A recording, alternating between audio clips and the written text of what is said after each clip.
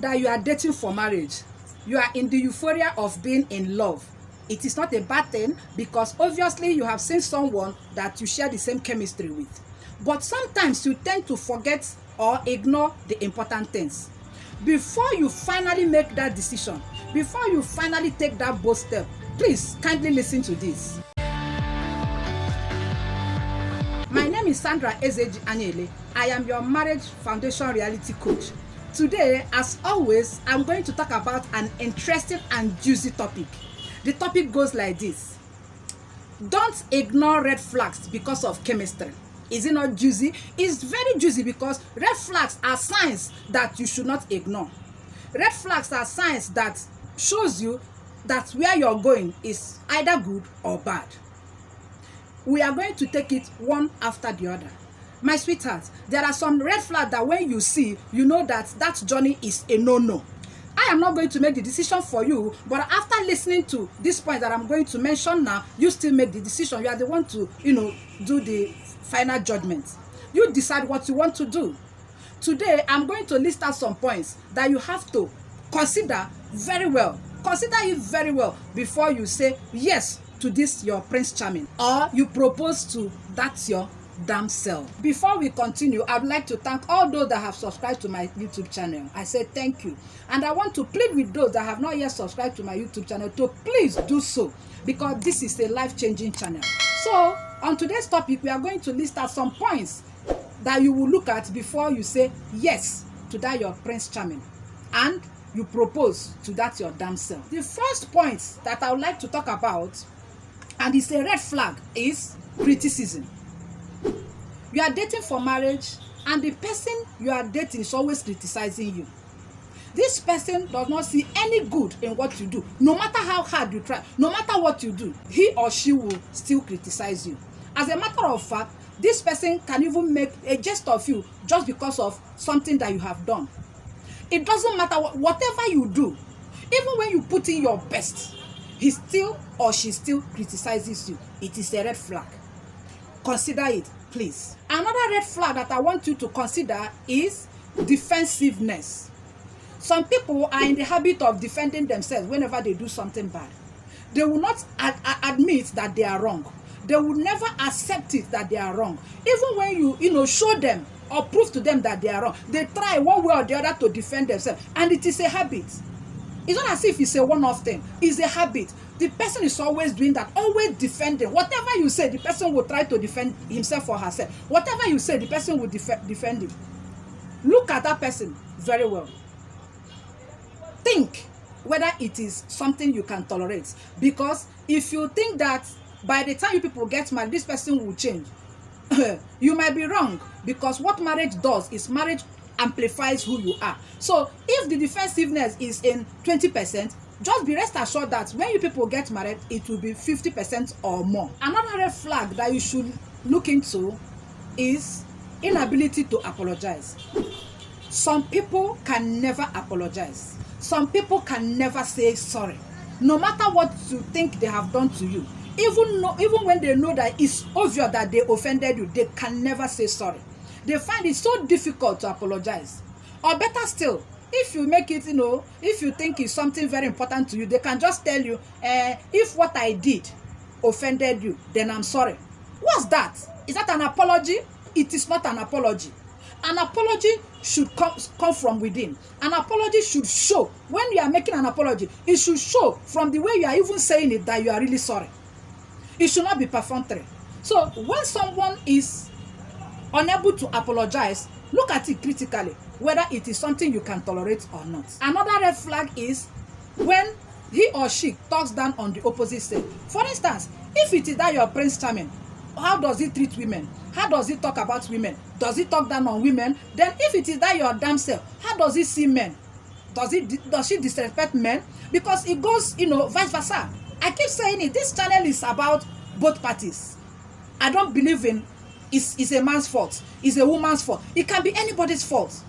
So we are addressing both the man and the woman because it's two of you that will come together to, form this relationship and make it work. So if this your Prince Charming talks down on women or this your damsel disrespect men, obviously that is what you are going to get when you get married to this person. That's just the truth. So it is a red flag that you should also, think critically about if you can tolerate it or not. Another red flag that is very, very important that you look into is, how does this person treat his or her family? Some people believe that, their family is nothing. Some people believe that without my family I can survive. Some people believe that their father or their mother, they are oldies. They don't amount to anything again. How does this person take care of the parents? How does this person take care of the siblings? How does this person take care of, people that he or she is supposed to care for? Is another red flag that you should look into. Another red flag that you should also look into is being violent. I cannot overemphasize this. So being violent is not just about men. Women also can be violent. Yes, cases are bound. Women can also be violent. A situation where you are dating for marriage and this man or this woman slaps you once and you take it, slaps you twice and you take it, and then he or she will tell you is the devil's handwork. My darling, look at it critically whether you can tolerate it. Or a situation where the person you are dating tells you that my father beats my mother only when she misbehaves. He is indirectly or she is indirectly telling you that I can beat you. So it's a red flag that you should also look into. Another red flag that you should look into is making excuses. Some people cannot own up to their misbehavior. They have done something wrong. Is that not enough? Then not owning up is the worst. Because if you do something bad and you own up to it, it means that you are very accountable. But if you don't own up to it and you're always giving excuses, it's a red flag. Some people are in the tendency of making excuses. They cannot say, oh, I am sorry because I didn't know. Just don't make excuses. Be accountable for once. Because when you are accountable, it shows that you are also responsible. It's a red flag. Please look at it also. Another red flag that you should also look into is putting your ex in a speed dial. I guess you understand what I mean. Your ex. What is your ex number doing in your phone? And this goes for both parties. Don't say it's men. Don't say it's women. What is your ex? I have seen a situation where someone was dating for marriage and they had issues. When they had this issue, the first person that he called was his ex. Sampling opinion. Asking her, what am I supposed to do? Does that make sense? It doesn't make sense, honestly. If you have left your ex, leave your ex and move to your nest. That's the truth. What is your ex phone number doing in your phone? What is it doing there? If you know you have left this person, if you know that this person is in your past, then the person's phone number should not be in your contact list. That's the truth. So it is a red flag that you should also look into. Another red flag you should also look into is not sharing the same core value or goals in life. This is very important because if you people don't share the same core value or goals, it will not work. It's a red flag because by the time you are joining with someone that is going to Sokoto and you are going to Lagos, you can see that there's a problem already. When you share core values, when you share the same goals, it makes the journey easier. It makes the journey a lot easier. So you also have to think about that. It's also a red flag that you should consider. Another red flag you should also look into is when the person is unnecessarily angry when you spend time with your friends. My sweetheart, when somebody is always angry unnecessarily, it's a red flag. It's not a crime to spend time with your friends. It's never a crime. After all, you people are still dating for marriage. Even if you are married, once in a while, it is not a bad thing. So when this person, either he or she, gets angry unnecessarily because you went out with your friends or you spent time with your friends, it's a red flag. Because what it means is that this person wants to cage you. This person wants to, keep you all by himself or herself. You are a free human being. You should move now. The person should not cage you, except to say you have bad friends. Obviously, if you have bad friends, he or she would, be cautious of that because he or she doesn't want you to be hurt. So that one is different. But a situation where you have cool and calculated and intelligent friends that he or she knows of and is now, depriving you of meeting up with your friend, that is also a red flag. Another red flag that you should also look into is comparison. This person is always comparing you to another person. He or she is always telling you, if it was this person, if it was this person, the person would have done this, the person would have done that. Then you should ask yourself before you go on into that relationship, why did this person come to me after seeing all this? So it's a red flag. Always comparing you to A or B. No, there should not be room for that.